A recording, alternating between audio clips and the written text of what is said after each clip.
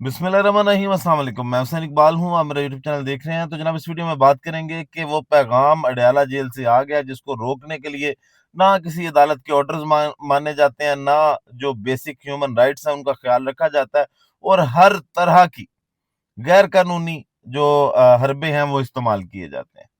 इमरान खान साहब ने अडयाला जेल से एक पैगाम जारी किया है जिसके अंदर 6 बार बड़े साहब का नाम लिया गया है। कल भी जो मुलाकात हुई है वो इमरान खान साहब की एक बहन उज़मा खान की सिर्फ मुलाकात करवाई गई है। सलमान अकरम राजा साहब के पास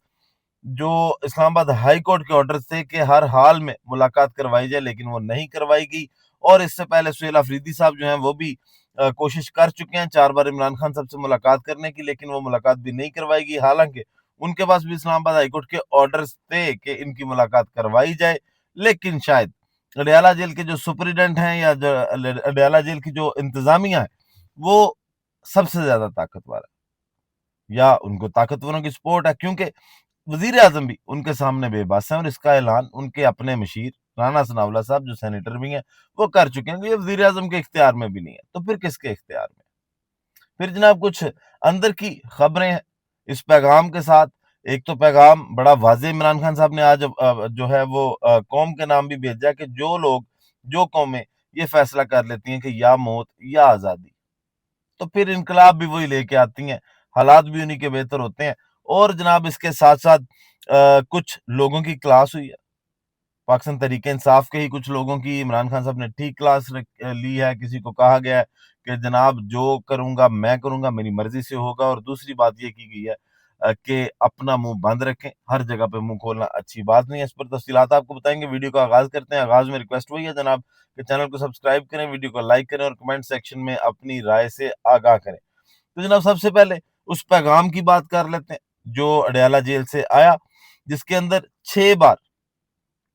जो है उन्होंने आसिम मुनीर साहब फील्ड मार्शल उनका नाम लिया। और फिर जैसा पैगाम आता है आपको अब अंदाजा होगा, वो पैगाम इमरान खान के ट्विटर पे देखेंगे तो समझ आएगी कि क्यों इमरान खान से मुलाकातें बंद की जा रही हैं, क्यों कहा जाता है कि इनको शिफ्ट कर दिया जाए, क्यों कहा जाता है कि जनाब इनसे मिलने नहीं देंगे ऐसी की तैसी अगर कोई मिला तो इस तरह का पैगाम जो उनकी जानिब से आता है वो बड़ी दूर तक उसके असरात दिखाई देते हैं।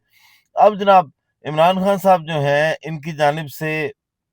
नाम लिया गया 6 बार आसिम मुनीर साहब का, और जो पैगाम उनकी जानिब से कौम के लिए आया वो कहते हैं कि मेरा कौम के नाम पैगाम है कि जो कौमें या मौत या आज़ादी जैसा दो टोक और बेबाक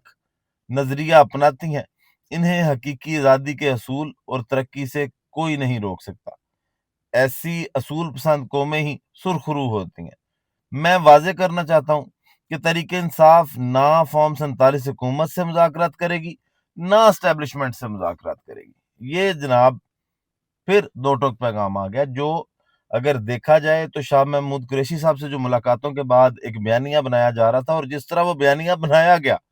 जैसे वो कवरेज दी गई, फवाद चौधरी साहब की मुलाकात की, महमूद मौलवी साहब की मुलाकात की और इमरान इस्माइल साहब की मुलाकात की, उस पर कहा गया कि जनाब वो मुज़ाकरात के लिए गए हैं। पाकिस्तान तहरीक इंसाफ की जो पुरानी क़यादत है वो जनाब बानी की रिहाई की तहरीक को तेज करेगी। इसका मतलब है कि ये लोग अर्जियां डाल रहे हैं इमरान खान से कि बात कर ली जाए।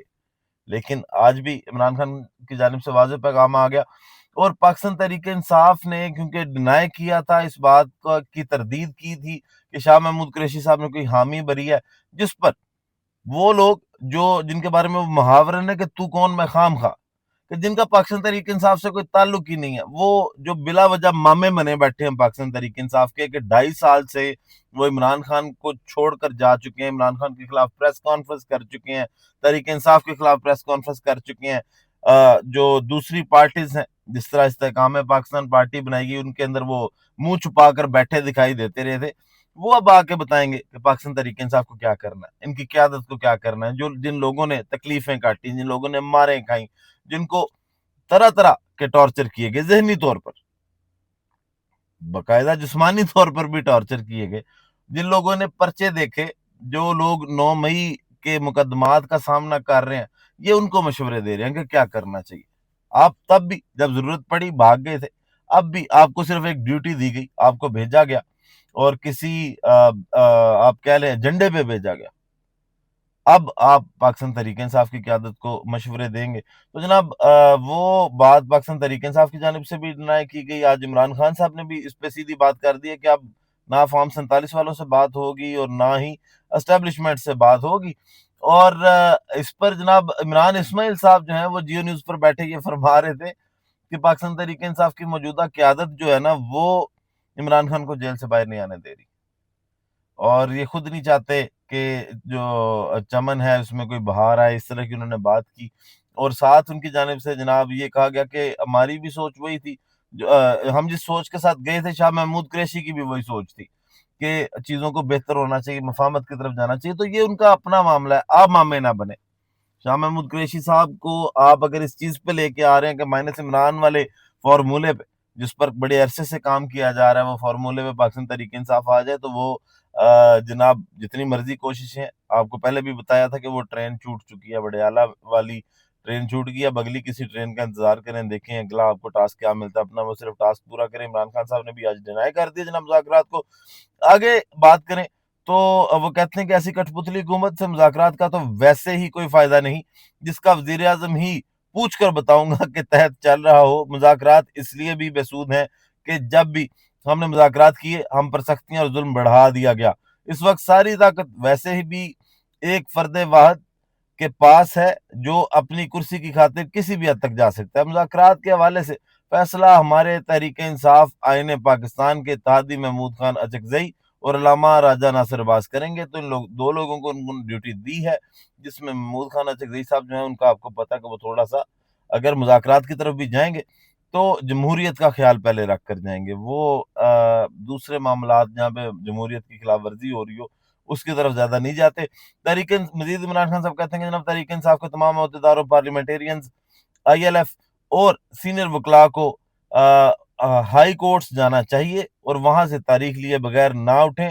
کیونکہ میرے اور بشرا بیگم کے مقدمات کی تاریخیں ہی نہیں دی جا رہی اور جان بوجھ کر مقدمات کو طوالت دی جا رہی ہے تاکہ ہم جیل سے باہر نہ آ سکیں۔ سب چاہتے ہیں کہ ان مقدمات میں کچھ نہیں رکھا، جانتے ہیں کہ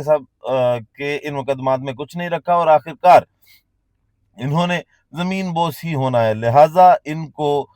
سماعت کے لیے مقرر ہی نہیں کیا جا رہا۔ سلمان اکرم راجہ پر مکمل اعتماد ہے، پارٹی سے متعلق تمام ہدایات اور ملاقات کے لیے سلمان اکرم راجہ کے ذریعے ہی بھیجی جائیں گی۔ سلمان اکرم راجہ کی ذمہ داری ہے کہ وہ تمام ہدایات پر عمل درآمد کروائیں۔ تو جناب ایک مسئلہ اور بھی آج حل ہو گیا، جو کہا جا رہا تھا کہ تحریک انصاف کے اندر دو لسٹیں آ گئی ہیں جناب، ایک لسٹ جو ہے وہ شاید بیرسٹر علی ظفر صاحب کی جانب سے جاری کی گئی ہے اور ایک سلمان اکرم راجہ صاحب کی جانب سے کی گئی ہے، تو کہ ان کے سامنے اختلاف ہیں، تو وہ معاملہ جو ہے وہ بھی آج عمران خان کی جانب سے ختم کر دیا گیا۔ انہوں نے کہا سلمان اکرم راجہ پہ مکمل اعتماد ہے، وہ جو بات کریں گے اس ہی بات کو مانا جائے، اسی بات کو جو ہے وہ میرا موقف جو ہے وہ سمجھا جائے، تصور کیا جائے کہ جو بات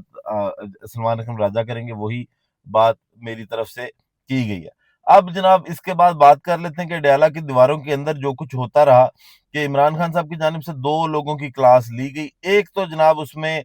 مشال یوسف زئی ہیں، جن کو عمران خان کی جانب سے ڈانٹا گیا، اور وہ اس وجہ سے پڑی کہ ان کو کہا گیا کہ آپ اپنا منہ بند رکھیں، آپ کہیں پہ بھی کچھ بھی بول دیتی ہیں، آپ کو نہیں پتا ہوتا آپ نے کہاں پہ کیا بولنا ہے، تو تھوڑا سا اپنی زبان کو لگام دیں، تھوڑا بولنے سے پہلے سوچیں، کیونکہ آپ کو پتا ہے جس طرح کی باتیں مشال یوسف زئی صاحبہ کر رہی ہیں وہ شاید اپنے قد سے بڑی چھلانگیں لگانے کی کوشش کرتی ہیں، لیکن آج ان کو بتایا گیا کہ آپ نے لمٹ میں رہنا ہے۔ عمران خان صاحب نے کافی غصہ کیا۔ پھر اس کے علاوہ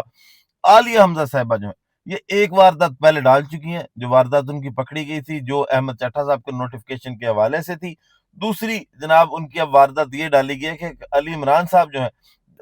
جو پاکستان مسلم لیگ نون کے ساتھ بڑا عرصہ رہے، 9 مئی کے بعد بھی ان کے پاس ساتھ کھڑے ہوئے، ان کی تصویریں ویڈیوز بھی جو ہیں وہ سامنے آئی مسلم لیگ نون کے ساتھ، اور اب ان کو پاکستان تحریک انصاف میں لا کر لیگل ٹیم کا حصہ بنایا گیا پاکستان تحریک انصاف کی، اور جو ہے وہ ترجمانی بھی دے دی گئی، جس پر آج عمران خان صاحب نے یہ بھی کلاس لی ہے کہ تمہیں کس نے کہا ہے کہ علی عمران کو میرا جو ہے وہ ترجمان بنایا جائے، اور اس سے پہلے بھی احمد چٹھا صاحب کا جو نوٹیفکیشن تھا وہ بھی جو ہے وہ ایک تنازع بنا رہا۔ اس پہ بھی کافی ان کا کردار سامنے آیا کہ اس کا بھی جو اس کی بھی جو ذمہ دار تھیں وہ عالیہ حمزہ صاحبہ تھیں، تو آج ان کو بھی تھوڑا سا جو ہے وہ روکا گیا